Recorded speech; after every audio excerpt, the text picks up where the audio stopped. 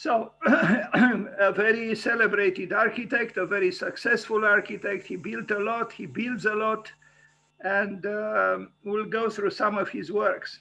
He's not one of my preferred architects, but I still took some time to study him a little bit. This is the man. He seems to be healthy, and you know, what can we say? We can only happy when someone looks healthy and is healthy. Look at his cheeks, the cheeks of accomplishment. He's actually a sir himself. Great Britain honors its successful architects, and not just architects, with a title. So that's the man. And so Sir David Allen Chipperfield is an English architect. He established David Chipperfield in 1985. His major works include the River Rowing Museum in Oxfordshire, the Museum of Modern Literature. We'll see these works a little bit later, maybe not all of them, but most of them. And this is interesting, what this critic says about him. Rowan Moore, the architecture critic of The Guardian of London, described his work as serious, solid, not flamboyant or radical, but comfortable with the history and culture of its setting. He deals in dignity, in gravitas, in memory, and in art. David Chipperfield Architects is a global architectural practice with offices in London, Berlin, Milan, and Shanghai. Now, I don't know about this. He deals in dignity, in gravitas, in memory, and in art. Sometimes, anyway, I don't want to make controversial statements now, but I am tempted to do so. Because when there is too much dignity, if indeed the word is appropriate, some questions could arise, and particularly when that dignity, so-called dignity, is manifesting itself in art. Completed buildings in the UK, selections, some of his most important works built in Great Britain. This museum, and it's a fine work, I think. And many architects actually, when they build their first buildings, are somehow better than when they build later on. Maybe because they want to do their best, and they do often, even if they don't have maybe enough experience, but that is compensated by a lot of enthusiasm and idealism and passion, dedication. This museum has something almost Japanese about it, and I like the way he combines wood with concrete. It's austere, but it's also sensitive. I like this work. Maybe again because of the presence of the wood that he didn't use afterwards too much, if at all. Neither the outside of the buildings nor the inside. But all in all, his architecture is a little bit a severe architecture, and particularly his city of justice in Barcelona could almost be frightening. Some critic, in fact, the same critic that I read from before said that it reminds one of a place where people are considered guilty until they are proven innocent. We'll arrive at that work in Barcelona. So he's in a way an architect who is the opposite of Wolf Prix. Maybe that's why Wolf Prix said, you know, I welcome a world where both David Chipperfield and myself can build. I don't know if side by side, but Wolf Prix, although he probably hates David Chipperfield, but he said it's some kind of a concession to a democratic spirit that I'm not so sure he has it, but he knows it's good to profess it. Anyway, so this is a studio for this very celebrated British artist, Gormley. He designed the studio for Gormley, and the studio, I believe, from what I see, is a rather cold building. I'm actually surprised that Gormley accepted it, and it looks like a factory, and I don't know. I mean, he's a very good sculptor, Gormley, but his studio is the very opposite of the studio that Constantin Brâncuș had in Paris, which was an old shack. Here we have really art as enterprise, art as business almost. The studio as a factory. And it was built accordingly by Sir David Chipperfield. I don't know. It turns me off a little bit, this, unending, almost ostentatious form of cultural so-called success. I mean, maybe I have a desuet, passé conception about art and the romantic artist. But when I see the artist building a factory for himself, I don't know. But he is a good sculptor, and the architect who build the building is, in good measure, a good architect. But it is a cold building. This I continue to feel, and I wonder how much Gormley considers it as the appropriate environment for his works. Anyway, another building, the BBC Pacific Quay in Glasgow. This is a scheme that he also repeats somehow in Berlin. We arrive at that work. I think it is a good work where, he incorporates this almost inner ziggurat within the modern carcass. And it's something interesting here. I don't know exactly what is happening underneath these, elevated platforms. I guess all kinds of storages or whatever, because they don't seem to have too much natural light. Anyway, so they built a lot, and he's an architect who is very interested in cultural programs, who also has an ability to build for the corporate world, and his architecture is without too much esotericism or maybe unnecessary sophistications. It's clear cut, but at times he achieves a certain poetry, architectural poetry, that is not to be ignored. Okay, the BBC Scotland. You look at this part here, this blank, large-scale part. This is almost a trademark for him in the bad sense of the word, and we'll arrive at other works where that kind of lack of porosity, to use a word dear to Stephen Hall, is, I think, problematic. The Turner Contemporary in Kent, UK, you see the same architect who built the studio for Gormley also built this. It's obviously the same architect. A little stiff, although the plan has a little bit of movement, but just that, a little bit. Is a correct architecture. It even achieves a certain level of metaphysics, but the lyricism of his architecture, I would say, is not overwhelming. But it is present. It is present, I think. Another work in the UK, I mean, this is the agitated plan with all the notations, the numbers, the dimensions, but I hope I have another plan clearer.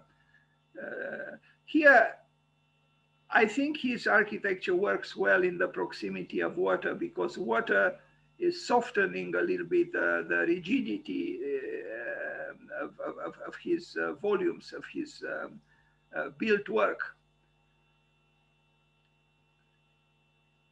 here it is, the plan. So he is able to also use other angles than the 90 degrees angle with a moderate success, but still success, I would believe. He built also in China several things that are also in the proximity of water, and I think those works are his best, where you have water, vegetation, and then the prismatic volumes that are his buildings. Café Royal Hotel, I don't think I have pictures here. I mean, I looked, but I didn't like what I saw, and so I skipped it. 1 Pancras Square in London. This is a very, almost a Cartesian expressionism. And by the way of expressionism, because the last architect I talk about today made me think of a possibly interesting theme, expressionist architecture in the United States. I don't think this subject was addressed, and it's difficult to address it because usually the Americans, with the exception perhaps of the abstract expressionism of Jackson Pollock and Mark Rothko, I mean, in painting and other painters, in architecture was not manifested. But the third architect whose existence I discovered just yesterday, because he died today, so I had to find out things about him, approaches a certain level of expressionism. Here, I would say there is some kind of a Cartesian expressionism. It is Cartesianism pushed to its limits. And it is not a work that can easily be dismissed or ignored. But there are limits because it is a system, and this system is overwhelming through its clarity. And when you have excessive clarity, it means you turn your back on other meanings and on other realities that are to be considered, and he didn't consider them. Anyway, this is another building by David Chipperfield, Sir David Chipperfield in London. Sometimes he plays with the skin of the surfaces, with like here, you look at the columns and you'll see a work he did for Valentino, the high-end designer. Also, he's sometimes attempting to escape excessive rationalism through an architectural scheme that has some character and uniqueness.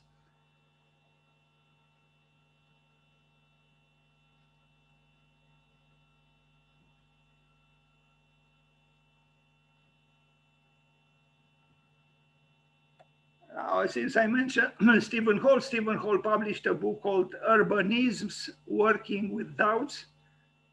So urbanism with a plural. And here we don't really see any doubts, or at least they are not apparent. The clarity of the scheme is beyond doubting. 1 Kensington Gardens, London, in the same vein as the previous. But I have to say here, look at the base. The base is in some parts opaque, and this can be seen in other works by him, and I have a problem with it because usually it is exactly at the bottom where the building should open, because it opens towards the street, sidewalks, the people, and he turns his back on that opportunity to create a dialogue with the street, with the sidewalk, with the walking people. It's bothering to an extent, and also not very often this technique, this asocial technique, is not very often employed by other architects. I mentioned this store, Valentino, the flagship store in London from 2016. He also built one in New York. Large enterprises. I mean, I look at these pathetic little bags, you know, which probably cost a fortune. You know, with 5 bags, you probably can buy a Rolls Royce. And I don't know. It's something deadly, I would say, about even I don't know. It's something sad in a way. This fetishization of fashion. Look at those shoes. You know, they are displayed as if it's the the goal, the psychological goal the alchemists looked for, and they're just shoes. You know, I mean. Um, Anyway, David Chipperfield creates palazzo atmosphere. Now, I don't know exactly what that is for Valentino store in London. Now, if this is the palazzo atmosphere, I could very well live in the absence of a palazzo atmosphere. I don't know. I mean, the journalists are doing their job, I guess, but many times they write nonsense, you know, the palazzo atmosphere. Anyway, a good thing probably that David Chipperfield is not a communist who designs, you know, flagship stores with a palazzo atmosphere. And I don't think he is a communist. No, completed buildings outside of the UK. The Toyota, this was one of his earliest works. He actually became known first in Japan. And this is not a bad building. What is bad here is the resolution of the picture, and I apologize. But it has some qualities, and even this tempera or gouache drawing that he made for the, sorry, for the resolution or for the size of the picture, the building has a certain nobility. You know, you might almost think here of Tadao Ando, and he is a careful craftsman. Now I don't know very well about doing this noble building for, essentially for the automobile industry, but what can we do? They have the money.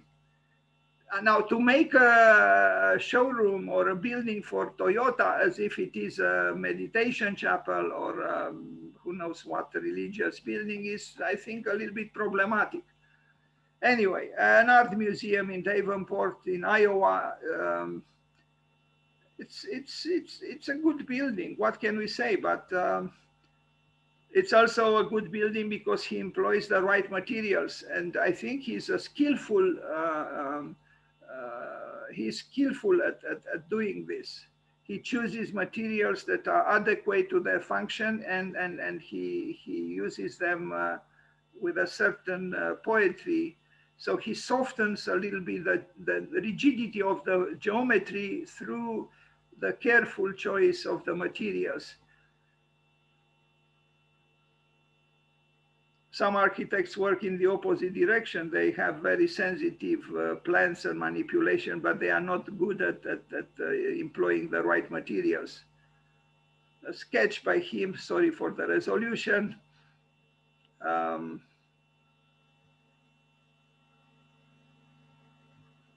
The Museum of Culture is in Milan. From 2000 to 2015, it took them a long time to build it, 15 years, which for our time seems like a long time. I don't think his building is less valuable than the buildings in Milan by Rem Koolhaas, for example.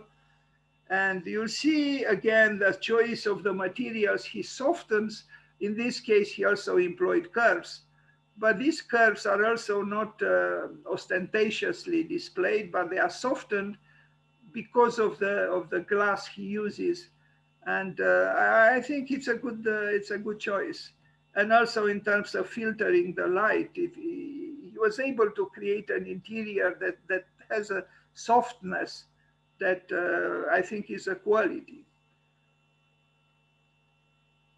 At the very core. Maybe that's him. Maybe outwardly he's all geometry and inside he's soft and kind. Maybe, let's hope so.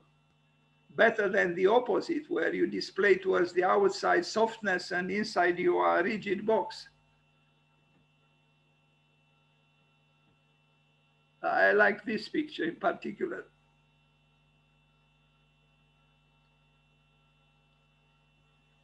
Now, a public library in Iowa. Um, Here, the main element almost is the specific panel that he used. You'll see some sections where he negotiates between the inside and the outside through the sophistications of the material. He also employs a free plan for the building. I think it's a good building. And here you see this, I don't know how it is called, where you know, the way you see from the inside towards the outside is different from vice versa, from the outside towards the inside. And here you see all kinds of justifications for the complexity of the panel based on the winter sun and the summer sun.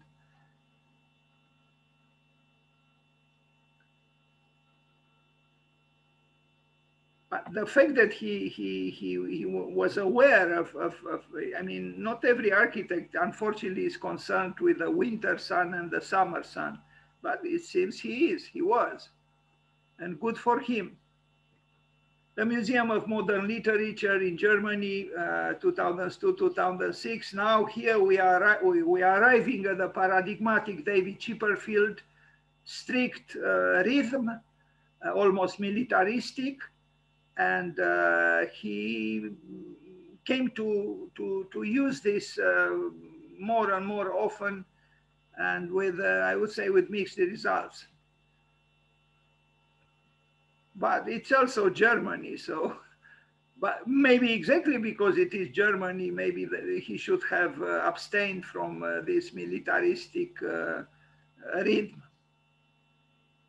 But he didn't.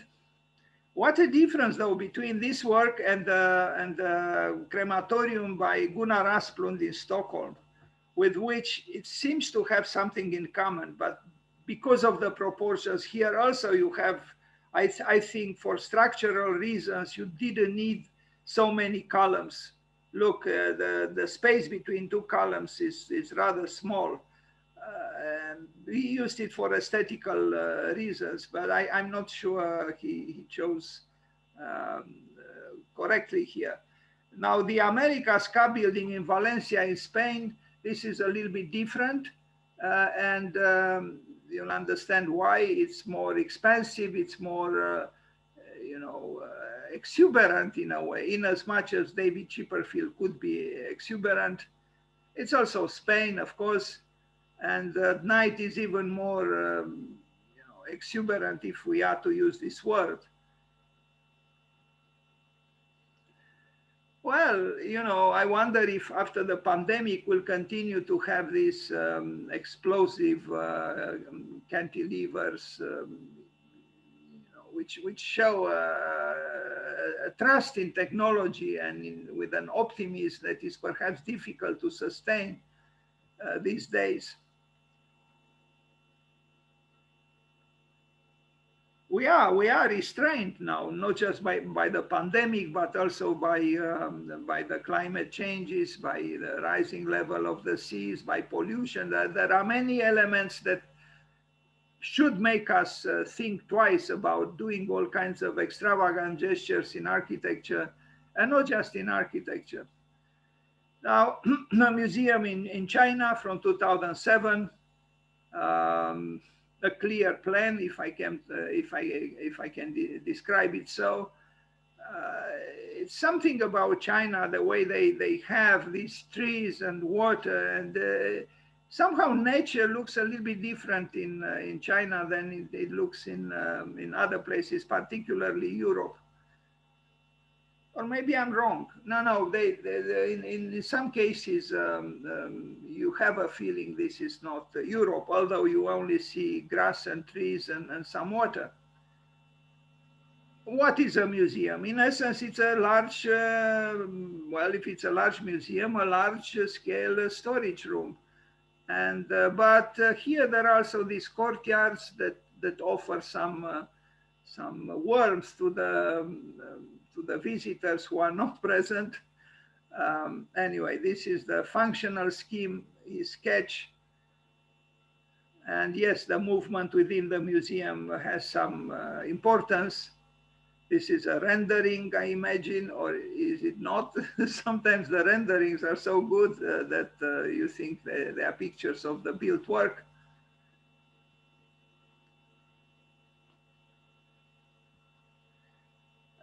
Riverside Hotel in Hamburg in Germany. You know, it could have been anything. It could have been a high-end housing complex, or it could have been an office building. It happens it's a hotel. You know, I almost felt tempted to use two words together that could provoke some controversy: arrogant dignity. Because I think when you have so-called too much dignity, it could become arrogant. And I see a little bit of that, if my words are acceptable, and I'm not sure they are, that arrogance, dignity arrives at when it becomes too assertive. Perhaps a more discreet form of dignity is preferable. Yes, perhaps it's dignity plus hubris equals arrogance. Yeah. Yes.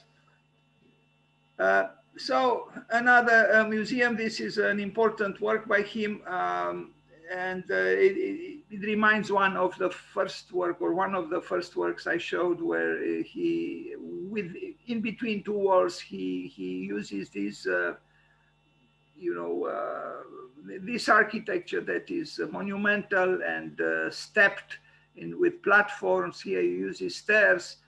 In this case, he was also inspired by because this was an existing building, and before it was damaged by war, it had stairs just like he did, but with a different architectural detail. Too bad I don't have pictures here, and I could have had actually.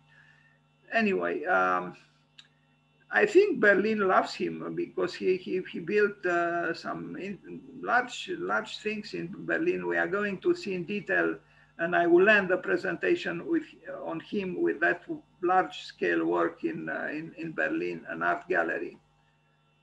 You see, this is how the building looked like after the war. And so the pictures were taken here, and I think he did a good job, but anyway, City of Justice, Barcelona. This is a work he was criticized for. And personally, I think these buildings, though they appear to be very rigid and box-like, somehow, I mean, I understand that the rigidity is obvious, but because of the rhythm of the windows and the proportions he used, they are not really oppressive, but I do understand why some people feel that they are not, I mean, the City of Justice is not very inviting, and is not. In plan, though, the things seem to be a little more interesting, but maybe it's not so noticeable. In essence, what is here is the triumph of bureaucracy manifested itself at a very large scale in a very important city. And, you know, it would be probably difficult not to think of the castle by Franz Kafka. They don't look like a castle, but I would be a little bit afraid to enter in these buildings and search for justice. Anyway, it does seem that Barcelona needed a lot of justice. Since look at these buildings. I mean, it's even called the City of Justice, not the building of justice, the City of Justice. Wow. Anyway, just like in Paris, where the Palace of Justice was to receive 11,000 lawyers. I don't know, per month, or I forgot exactly for what period of time, but it's just incredible. Justice became itself a huge industry. Anyway, Barcelona, City of Justice. And thanks to that sunlight, you might get a glimpse at, you know, hopefully it would be at the end of the tunnel. St. Louis Art Museum in Missouri. I don't know, this building is not glorious, but the setting is, and actually it seems to say something against what I said, that in this case, if I saw this picture, I would have said this must be in China. It's not in China, it's in Iowa, where Missouri, St. Louis, the city, the capital, the crime capital of the United States. You wouldn't say this looking at the building. And maybe they work either copying Robert Smithson or by Robert Smithson, I don't know. It's nice, it's elegant. You almost wonder, what is he doing in St. Louis? I mean, not that St. Louis doesn't need, in fact, I think in St. Louis is also the Pritzker Foundation, the building. And, but it is the crime capital, or it was for a number of years, of the United States. It's a fine building. It's a almost Zen building. It's refined. It is fine. But how come the city is unable to control the crime levels?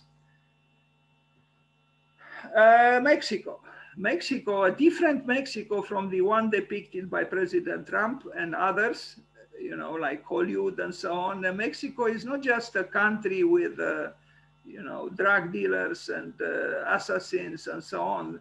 They have cultural pride, and they have cultural institutions. And look at the urban fabric. You wouldn't say is in that country that would do anything to cross the frontier between itself and the United States.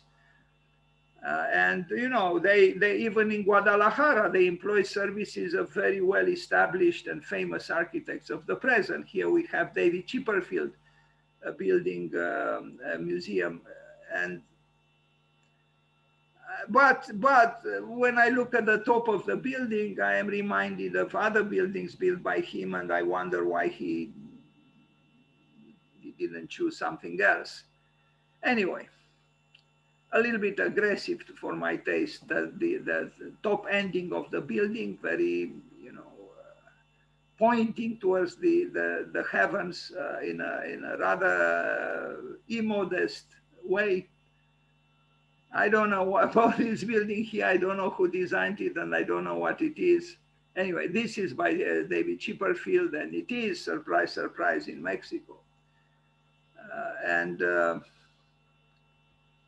Valentino. Yes, that other building with the curved facade was by the son of that richest man in Mexico. His name is escaping me for now, but he's an architect. I think I know. I also didn't memorize his name, but I think I know what you are referring to, because he was on my list with celebrations, and he didn't build too much. No, he hasn't built too much. Right. He collaborated with Foster on the airport in Mexico City that eventually got cancelled when the government changed. Yes, thank you. So now we go to another flagship store, Valentino. That is flagship store. This one in New York, and another palazzo atmosphere, probably with some kind of a lizard skin. The tectonics of the walls. I mean, I don't know. I look at those bags, and I really don't understand how these people make so much money that they can afford a building or an interior designed by David Chipperfield. I don't know. And the culture of the bags, I mean, you know, look at them, you know, they are just different nuances of the same color and the same bag, but a little bit, I don't know. Anyway, but fashion replaced religion. It's true. It is. And the movie Roma by Federico Fellini shows it beautifully and sarcastically, where he shows a fashion show within the Vatican, you know, with a new fashion for the nuns and the monks and the priests and so on. It's incredible. a great movie with a great sarcasm from the great Federico Fellini, whose centennial is this year. Yeah, refined, but you know, what is this for? You know, again, to create this mysterious atmosphere for bags and shoes, to me is a little bit misleading. Not that I have anything against, I would probably be very happy to have one of those bags or one of those pairs of shoes, but it does testify about the frivolousness of our time, really. You know, we invest a lot of interest in something that is so ephemeral. As Oscar Wilde said, fashion is so ugly that we have to change it every 6 months. And he was a very fashionable man. Anyway, while these mannequins, you know, they seem to be like in the movie, in the video clip, The Wall by Pink Floyd, they are not free. They are just covered in these expensive items, but they are not free. They are actually submissive and almost, I mean, indoctrinated. Maybe it's a good metaphor for who we are these days. Valentino in New York City, an imposing facade. And now we arrive at an interesting work. I like this work. Well, it's twice Xixi wetland estate in China. I wonder if it has something to do with President Xi. I think his name is Xi as well. Every time you bring greenery, luscious greenery and water, and the buildings could be done almost by anyone, the result cannot be too bad, because nature is beautiful and water is beautiful and the sky is beautiful. So what you put in between them, maybe it could be anything. He doesn't employ any longer wood, sorry. Now, of course, wood is not so happy to be in the proximity of a lot of water, but there is a certain bluntness in his architecture that is almost a trademark for this architect. And look at the site plan. What can we say? I don't know. I don't know. I mean, I do know. Look at the plan of one habitation. Is obviously this is not a house for a proletarian. This is a house for someone well-to-do. And yes, why not? Why shouldn't we also have people who are well-to-do? And aboard the lady here who contemplates the horizon while her husband is probably doing transactions on Wall Street online. Okay, but nature is magnificent, we have to confess. Forget the buildings. Now, this is the last work that I show of David Chipperfield. It's shown in detail thanks to the offerings of Arch Daly. I don't know if I pronounce well the name. If it was in England, I would have pronounced it probably well, but in Berlin, anyway, James Simon. The red thing is David Chipperfield's contribution to this building, and there are other existing buildings around. This is the plan of what he did, and it's a large gallery. It's like a museum.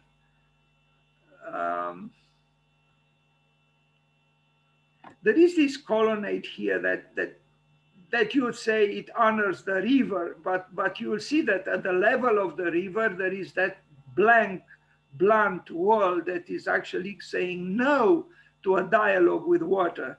Here, David Chipperfield obviously didn't read Lao Tzu or Lao Tse. When you have water, you cannot do something like this because the relationship with water should be very different. And I know that Venice experiences problems, but in that very fragility that Venice finds itself is also a source of its fascination and its charm. Look at what, well, you don't see so well in this picture, but you'll see in others. This is actually closer to water. And the majestic, grandiose colonnade here is actually at a certain distance from the river. So the relationship with the water is one of almost hostility. And the spirit of the work also has a certain hostility to that softness that art perhaps is supposed to represent, or sensitivity. But on the other hand, yes, art galleries and museums are more or less large storage rooms. The work does have seriousness and does have a certain level of dignity. But look here, for a very appreciable height, the building is offering the river just a blank wall, a fortress wall, a wall that says, stay away from me. I don't want to have anything to do with you. Gone is the, the relationship. Even, I mean, in Paris, near Seine, you have the chance to be in the proximity of the water. Here, not so much. And certainly the building he built is saying no to the water. Look at this. This is how he honors the water with. I don't think is the most sensitive. The proximity to the water should make one feel in a different way, I think. Even this building, the old building, is more sensitive to the water than what he did. Well, this is a nice picture because of the reflection on water. In fact, this is what he should contemplate, and he didn't. The spirit of the reflection to be somehow, to reverberate into the building, but he doesn't. This is a reservation I have towards his work. Otherwise his work has qualities, architectural qualities, I think, and we shouldn't just criticize it. Well, this is the the exhibition room, waiting for the artworks to enliven the walls. This is the case everywhere. The colonnade, the rhythm, the militaristic rhythm, a lady who has a dress that is very different from the spirit of the colonnade and the rhythm of the colonnade. And of course, when you are in love, who cares about the colonnade? Those two people don't even look at it, and they don't have to, because they are probably in love. Probably. I'm not very sure what is, I understood. I thought was something wrong with her shoes, but no, it's just the positioning of the foot. Anyway, Berlin, white architecture, rhythmic, clear cut, convincing, and a little bit sterile for my taste. It's almost like an imposed purity, a kind of a dogmatic purity. And I think purity, if it is purity, shouldn't be dogmatic. This is, I think, this is the target of my main criticism about this building, what is happening here. No dialogue with the water. It's a divorce. Man turns his back on the river, and I don't think that's correct. But at the top, it is as it is. People gathered before the pandemic. And this is the last image of the presentation on David Chipperfield, some kind of a rationalistic, industrialist Schinkel in Berlin. Now I go very quickly. I have only 2 minutes to go towards the other two architects. Very quickly about Kilian Ignaz Dientzenhofer, a Baroque Czech. Dan, you should not try and finish it in 2 minutes. I need to go anyway. Okay. Okay. Thank you very much. It was fantastic. Thank you for bringing me down to earth. I appreciate your lucidity. Okay, I will stop the presentation now. And No, thank you. no need to stop. You have other participants, do you I know? do.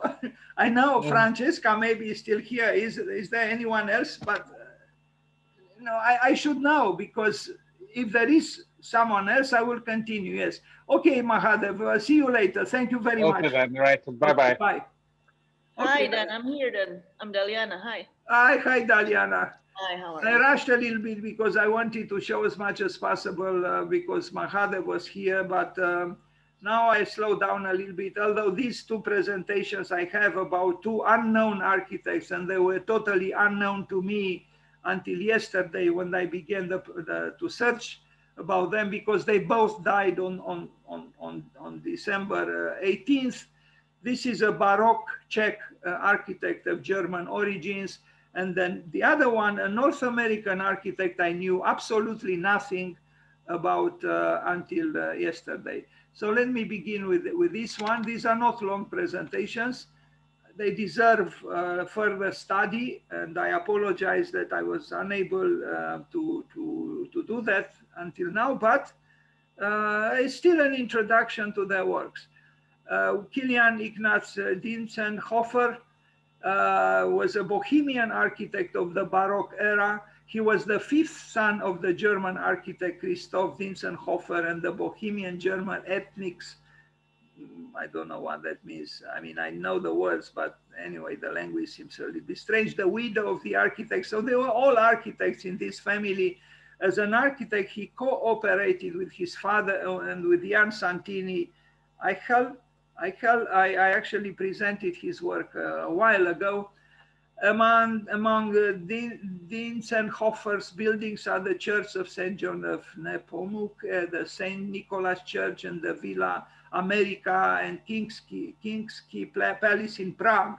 He also built numerous churches and secular buildings in other towns of Bohemia. Many of his later projects were realized by his pupil and son-in-law. So, there were many architects in the world, and still are, and of many of them we don't know anything. And some of them are very interesting, and their works are valuable. But anyway, he's known obviously in Czechoslovakia, in Czechia, in Central Europe. I knew nothing of him until yesterday, and I regret. I like Baroque architecture in general, and Bohemian architecture is good. Some works in Prague, the Villa America, nowadays the Antonin Dvorak Museum. And maybe you remember I presented Adolf Loos, and he designed a mausoleum for Antonin Dvorak, which was not built. Anyway, this was not built for Dvorak either, but it became the Museum Antonin Dvorak. A fine Baroque building, Bohemian Baroque, and maybe would be interesting to compare, let's say, the Baroque of Rome with the Baroque of Prague. But this is a subject for a possible PhD study, and it's beyond me. Here, an older picture, which is even more Baroque, shows the building being even more Baroque, if I can say so. But I like this picture. And the inside is also, impressive. Who does a building like this today, meaning a villa? If you do a church, okay, maybe. But for a villa, and yet, it was a villa. Now, convent, Benedictine monastery from 1717. I didn't see too many pictures here. It was a little bit difficult to find pictures with his work. But I think Central Europe is an interesting place to investigate from various points of view, not just architecture. I know they had a great king, Rudolf II, who was very cultured, and he invited to his court great artists and scientists and theologians and mystics. A very interesting ruler. Arcimboldo himself was invited to his court, and all kinds of eccentrics. A church.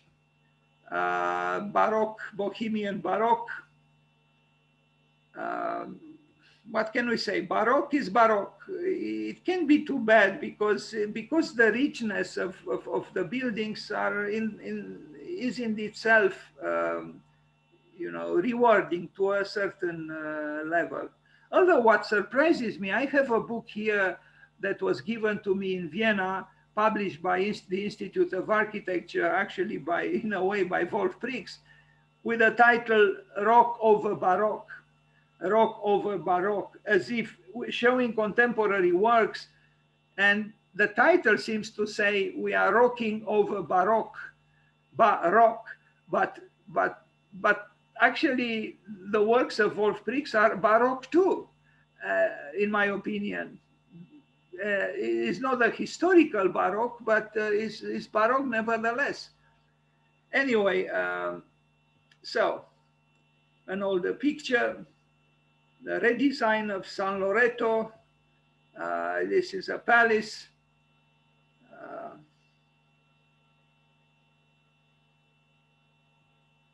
The Baroque redesign of a church. He did many works, but it was hard to find pictures. And also the language sometimes was not translated into English, so it was very hard to identify certain works. I might even have them wrongly identified here in a few cases. So these are almost 300 years old buildings, about that. I don't know exactly what is that thing on the floor. Is it a table or a little bit strange? It seems surreal. A house by two turtle doves, interesting name, and yeah, a Baroque palace, well cleaned up, considering its age. Another church, but I don't have pictures. The San Bartolomeo Church in the Old Town, also I don't have pictures. I know there are a few entries here that I couldn't honor because I couldn't find the pictures. But we are still in Central Europe, in Czechoslovakia or Czechia. He is considered actually not an architect, but a master builder, although there shouldn't be a discrepancy or a distance between one and the other, actually. He was an architect, but for some reason he's called a master builder by some, on some sites. A good building. I mean, other buildings of David Chipperfield better? I don't know. But too many churches. At one moment, although I like churches, but you know, when you have so many churches built by one architect in a short span of time, I was longing for something else. Just too many churches. In fact, that's all he built mostly: a palace or two and one villa or two. This I'm not sure. It looks a little bit too colorful to be his work. But it was identified with the church, a church he built. And another church, more severe, more so-called dignified, to use the word I use in connection with David Chipperfield. So this almost seems Orthodox Christianity.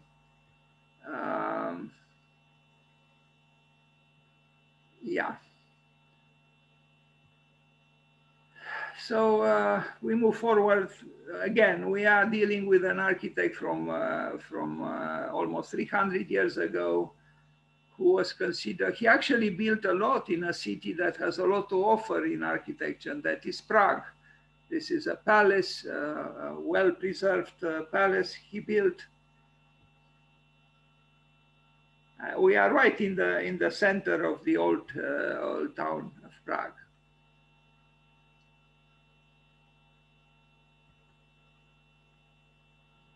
Fortunately, this was not bombed during the Second World War.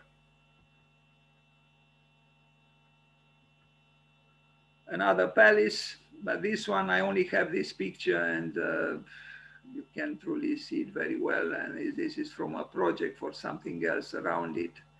Outside of Prague, he built also a church in this place. I found some nice pictures in black and white, but you don't see too much the building, where you see the skill of the photographer more than the skill of the architect or the master builder.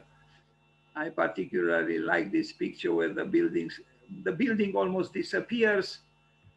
And another church in Carlo Vivari, but I don't have pictures. Saint Laurent Church, and I don't know if I have. This is not the church, but it is beautiful. I love trees. The church is, I don't know. Anyway, another castle this time, but no picture. Church, another church. They don't seem impressive after you see so many. You know, if I didn't know it was built by this architect, I probably would have passed by it, although maybe seeing it at its place would be different.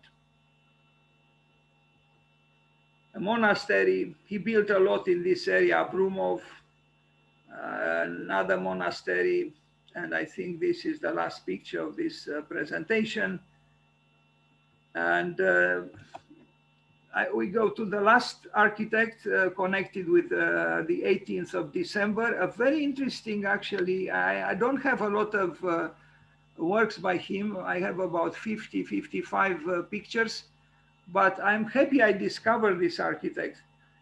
He worked with Frank Lloyd Wright. He was considered as continuing the prairie style that Frank Lloyd Wright established.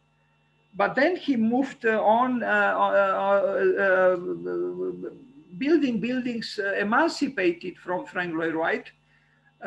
He was valued by Frank Lloyd Wright in his office, although he never studied architecture, but Frank Lloyd Wright employed him. So Francis Barry Byrne was a member of the group of architects known as the Prairie School. After the demise of the Prairie School about 1914, 1916, Byrne continued as a successful architect by developing his own style. He also built a lot of churches. This is the man. But what is interesting, he kind of connected with Europe, with a certain Europe, the Europe of the School of Amsterdam. And I knew nothing of this. I really didn't know that there was such an architecture in the United States. This was the man who never studied architecture, but who worked for a number of years for Wright, and Wright appreciated him. You see, there is a book with this title, Taking the Prairie School to Europe, because he built in Ireland a very interesting church. Maybe he built somewhere else. But for now, a house in Seattle, I don't know if I have pictures here. I only have, I have two pictures, but not a great resolution. This is but you can tell there is a sensitive draftsperson or architect here, just from this sketch. It's difficult to see. I couldn't find large pictures with a better resolution. Sorry about this. And now we go to the Frederick Hanschi house in Seattle.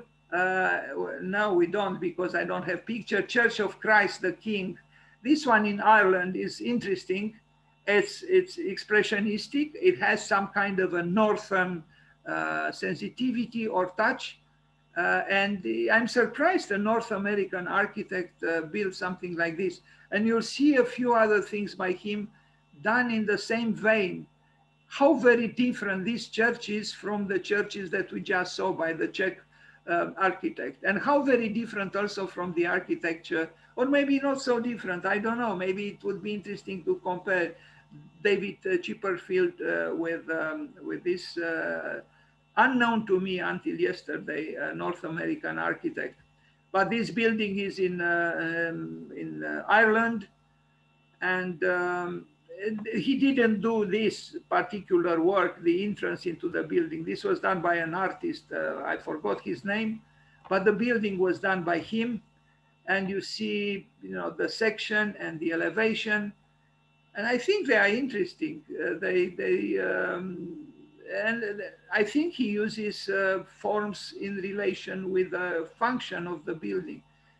If a supermarket was built like this, I would have had question marks, but it is a church.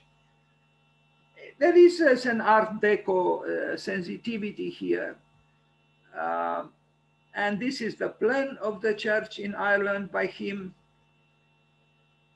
How many architects are, and I'm sure there are many others in the United States and Europe and India, and who knows, are architects we don't know of, but probably we could find very interesting things.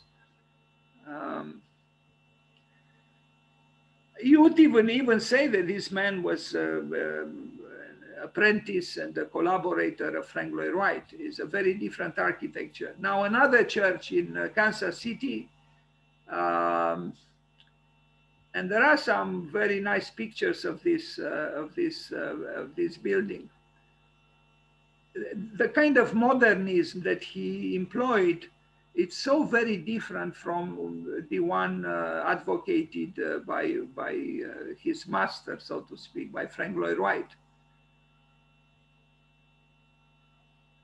How evocative this large-scale statue is.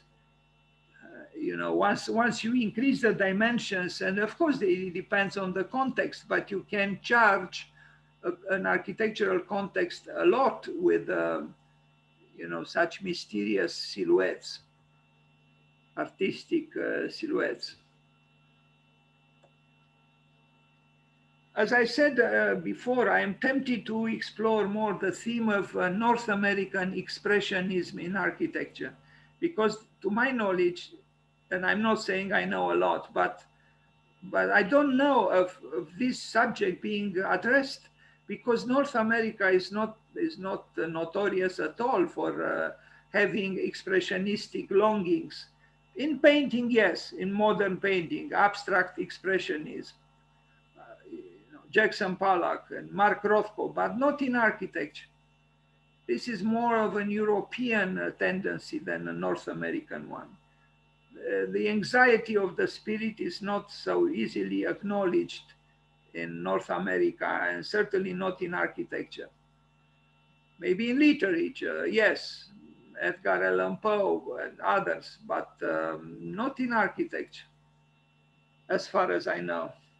John Haydock tried something, but he was not the typical North American with his Czech roots.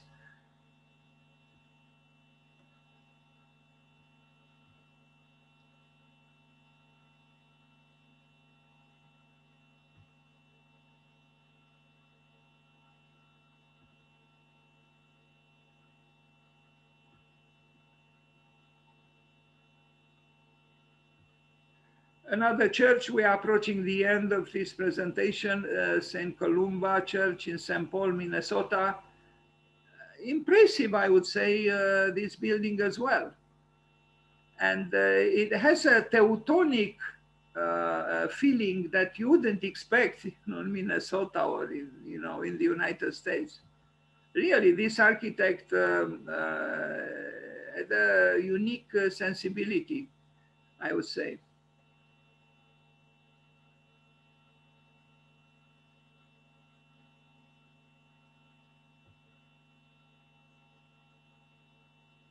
I wonder what Frank Lloyd Wright would have said about this building.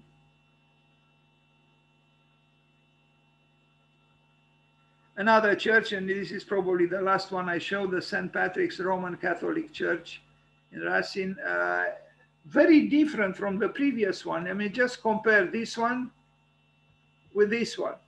And there is a certain Gothic elegance here, if I can call it so, a refined Victorian feeling about this building that was built in the 20th century. Interesting discovery for me, because there is a gracefulness of line here that is not typical for North American architecture. Look at even what is going on here. There are references to a different kind of architecture on a different continent in Europe. maybe even going in the east, in Asia somewhere, to India. This is not what I imagine and know both about North America. Interesting building. The Gothic is sometimes present in the United States, but not in this way. I really think this architect is worthy of a little bit further study than what I managed to do until now.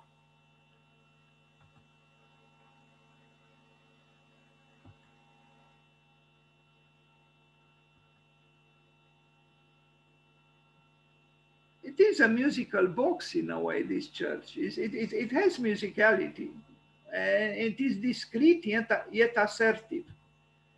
No, there is another church in South Dakota. This one is a little bit more blunt, but more modern in a way, explicitly modern, maybe too explicitly a little bit factory-like from a certain corner, and more resolutely modern